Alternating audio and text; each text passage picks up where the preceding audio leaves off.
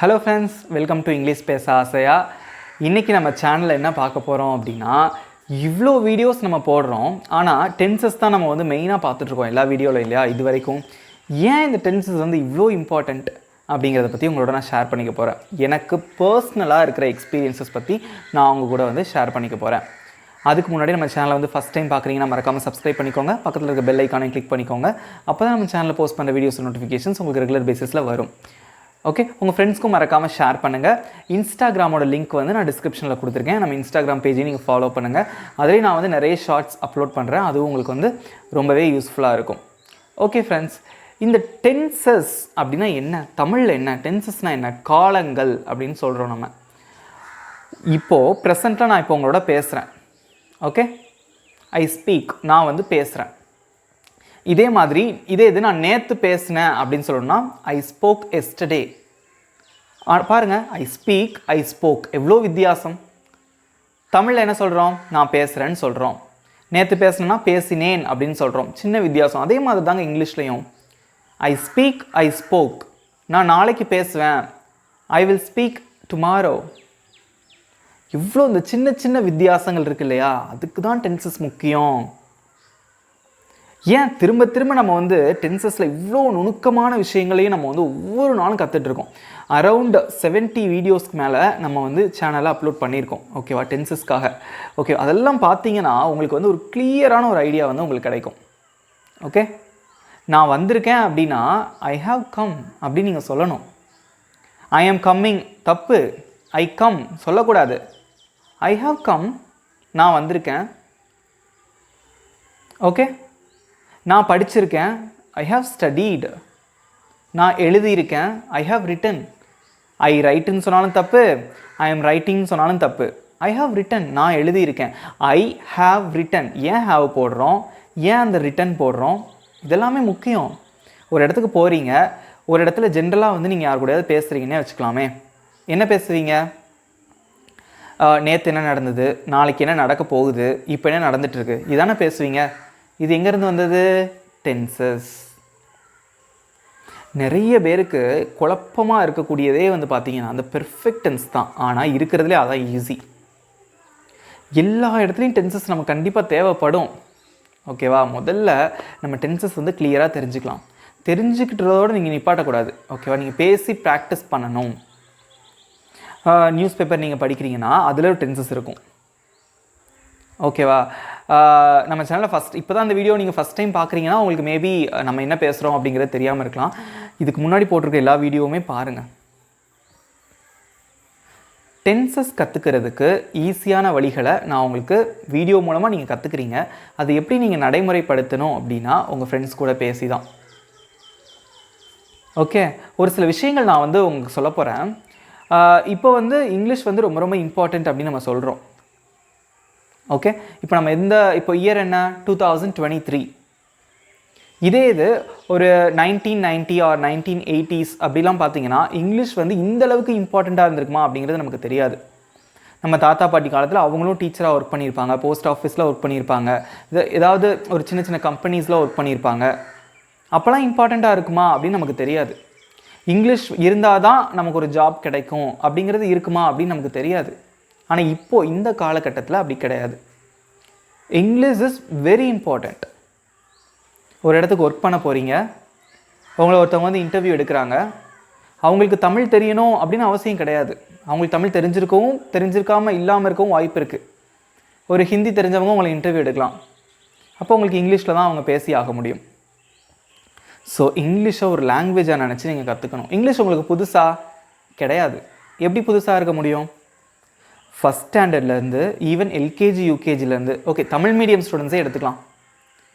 First ஸ்டாண்டர்ட்லேருந்து நம்ம என்ன படிச்சிருக்கோம், இங்கிலீஷ் அப்படிங்கிற ஒரு சப்ஜெக்ட் இருக்குது. 12th ஸ்டாண்டர்ட் வரைக்கும் இங்கிலீஷ் இருக்குது. If you are studying engineering, அங்கேயும் வந்து இங்கிலீஷ் இருக்குது. ஃபஸ்ட் செமஸ்டரில் இருக்குது, செகண்ட் செமஸ்டரில் இருக்குது. ஒரு ஆர்ட்ஸ் அண்ட் சயின்ஸ் படிக்கிறீங்கன்னா அங்கேயும் உங்களுக்கு இங்கிலீஷுங்கிற ஒரு சப்ஜெக்ட் இருக்குது. அப்புறம் ஏன் நம்மளால் வந்து இங்கிலீஷ் பேச முடியல, அதுக்கு தான் இந்த சேனல். ஓகே, இதெல்லாம் நமக்கு வந்து இருக்கக்கூடிய ஒரு விஷயந்தான். ஆனால் நம்ம இது வரைக்கும் அதை ப்ராப்பராக நம்ம லேர்ன் பண்ணலை. we are not learning properly. இது வரைக்கும். ஆனால் இதுக்கப்புறம் ஜஸ்ட் நீங்கள் அதை கொஞ்சம் ஒரு சின்ன சீரியஸ்னஸோடு நீங்கள் வந்து அதை படித்து பாருங்களேன். அவ்வளோ அழகாக இருக்கும் உங்களுக்கு வந்து. ஒரு இடத்துல ஒர்க் பண்ணும்போது உங்கள் என்விரான்மெண்ட் இருக்குது அப்படின்னா எல்லாருக்குமே வந்து தமிழ் தெரியாது. ஓகேவா? இப்போது தமிழ்நாட்டில் மட்டும் கிடையாதுங்க இங்கிலீஷ் வந்து ஒரு லாங்குவேஜாக இருக்கும்னு கிடையாது. தெலுங்கு படிப்பாங்க, தெலுங்கு அவங்களுக்கு வந்து பார்த்திங்கன்னா எல்லா சப்ஜெக்ட்ஸ் எல்லாமே தெலுங்கில் இருந்தாலும் அங்கே ஒரு இங்கிலீஷுங்கிற ஒரு சப்ஜெக்ட் இருக்கும். அது வந்து ஒரு காமனான ஒரு லாங்குவேஜ்.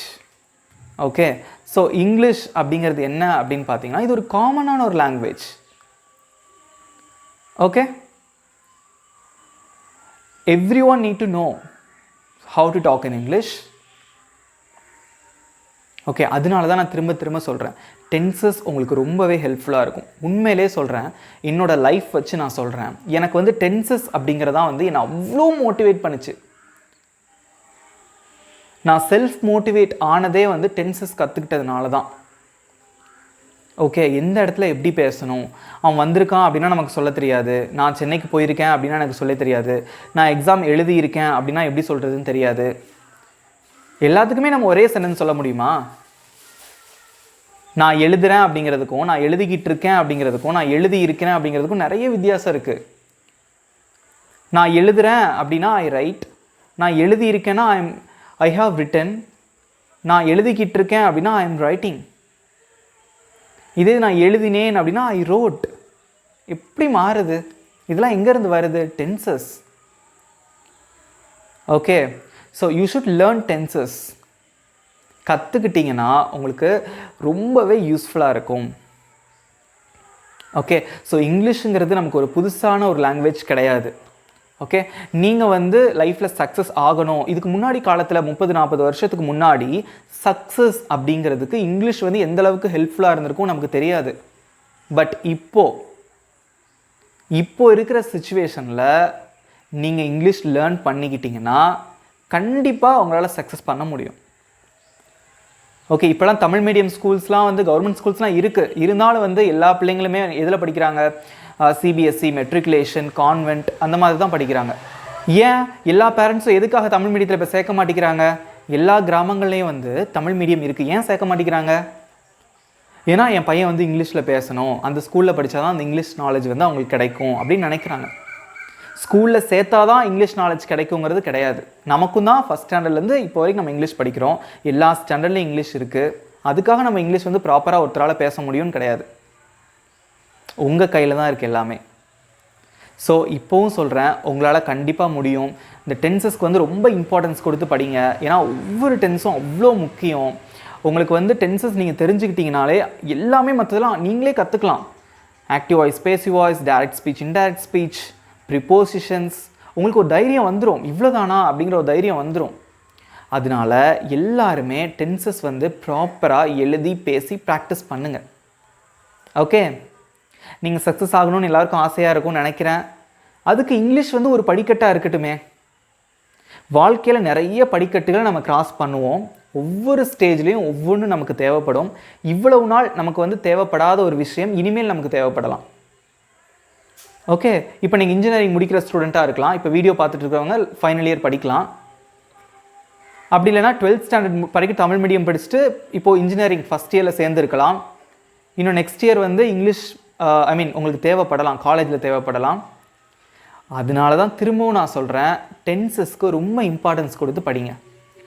நான் காலேஜ் படிக்கிற டைம்லையாக இருக்கட்டும், நான் தமிழ் மீடியம் தான் படிச்சிருந்தேன். அப்போ வந்து பார்த்தீங்கன்னா டென்சஸ் வந்து ஒரு இப்போ எங்கேயாவது போகிறோம் அப்படின்னா, இப்போ நம்ம ஒரு ஃபங்க்ஷனுக்கு போகிறோம் அப்படின்னு வச்சுக்கோங்களேன், யாராவது ஒருத்தர் இப்போது என்னோடய ரிலேட்டிவ்ஸே எடுத்துக்கோங்களேன், அவங்களாம் நமக்கு இங்கிலீஷில் பேசுனாங்கன்னா கொஞ்சம் வியப்பாக இருக்கும் பார்க்குறதுக்கு.